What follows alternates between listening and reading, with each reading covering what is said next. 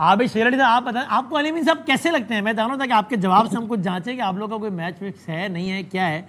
और दूसरा वैसे बताएं कि आबिद शेर साहब, ये अचानक लग रहा है कि सारा ये यानी कितने 40 के करीब तो सजाएं आ गई हैं, 38 साल की, 10 साल की, ये वो, और अभी लग रहा है कि आगे अगले 2 हफ्तों में मजीद बहुत सारा वो है। तो खैर वो तो चलें, अदालत का आप कहेंगे अदालत तय करेगी, लेकिन 5 अगस्त को अगर मीनार पाकिस्तान में जलसा करना चाहा पीटीआई ने तो आप करने देंगे कि नहीं करने देंगे? बहुत शुक्रिया सर वसीम बदामी साहब। सर मैंने कभी वैसे अली अमीन गंडापुर को सीरियस नहीं लिया, यार एक सुबह लेकिन चला ये रहे हैं पूरा जो भाई, सीएम है।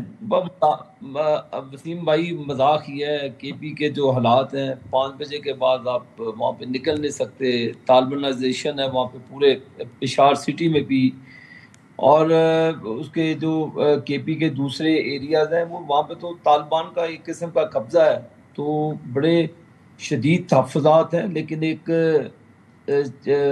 बीइंग चीफ मिनिस्टर ये स्टेटमेंट देना और अपनी ऊपर से ये एक किस्म के इंडिया के मौक़िफ़ की तईद कर रहे हैं गंडापुर, कि आपने अपनी आर्म फोर्सेस पर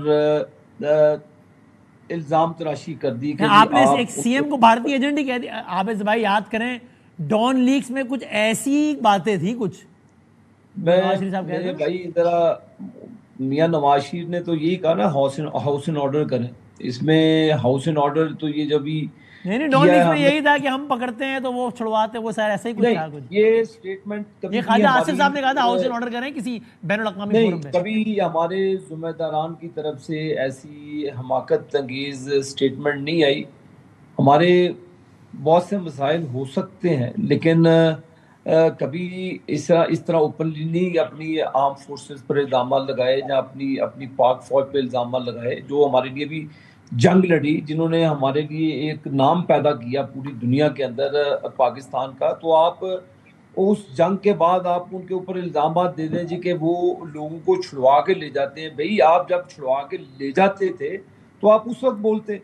आप ये बात आपने उस वक्त क्यों नहीं की जब ये छुड़ा के ले जाते थे? तो उस वक्त आप क्यों खामोशी इख्तियार की गई? आप एक चीफ एग्जेक्टिव है सूबे के, एक सूबा रन करते हैं आप वहाँ पर 36,000 किस्म के इशूज हैं जो हमें वहाँ पर खदशात हैं, जो खदशात का आज़ाद जो मोहसिन नकवी साहब ने भी किया वो दुरुस्त सम्मत किया।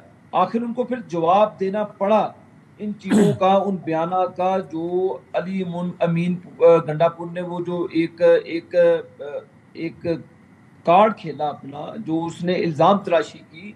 छोड़ दें तो आबिद हुकूमत, भाई, आपके आपकी हुकूमत के वजीर दाखिला मुस्लिम भाई मोहसिन नकवी देखें, साहब, आप जरा एक्सप्लेन करें ना उनके बयान को।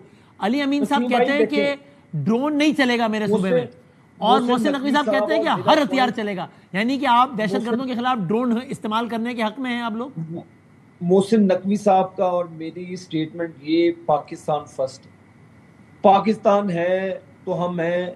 बिल्कुल दहशत गर्दों ने हमारे पाक फौजों के जवानों को शहीद किया, आम मासूम शहरियों को शहीद कर रहे हैं, और हमारी पुलिस के लोगों को शहीद कर रहे हैं, जगह जगह पे वो दहशत गर्दी कर रहे हैं। तो उन दरिंदों को कैसे छोड़ दें? आप कह रहे हैं कि चाहे उन उनकी दरिंदों सरकोबी के लिए को ड्रोन ही इस्तेमाल क्यों ना करना पड़े।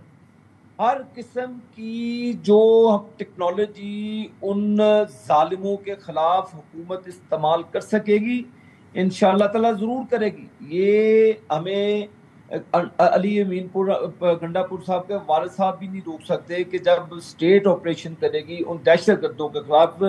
बकौल अभी मौलाना साहब ने कहा जी कि वो पैसे देते हैं उन तालिबान को, तो हाँ। ये फिर भाई भाई हुए ना।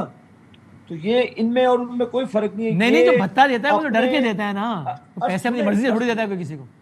और सुने, मुझे लेट मी फिनिश फर्स्ट।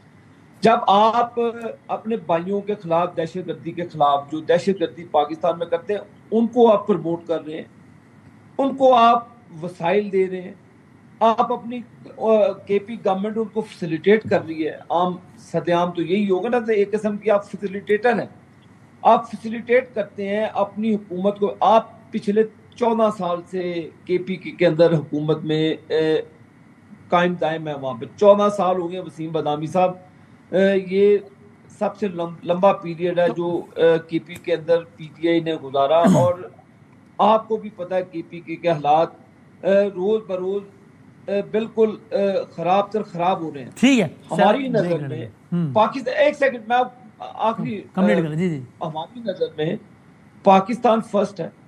अगर पाकिस्तान की सालमियत के ऊपर कोई भी अटैक करेगा, चाहे वो अली अमीन गंडापुर साहब हो या उनके भाई तालिबान हो, किसी का कोई लिहाज नहीं करेगा। हर किस्म की हुकूमत वसाइल इस्तेमाल करेगी पाकिस्तान में अमन लाने के लिए, चलो पाकिस्तान में इस्तेकाम लाने के ये लिए। बड़ी साफ बात कर दी हमें आपने।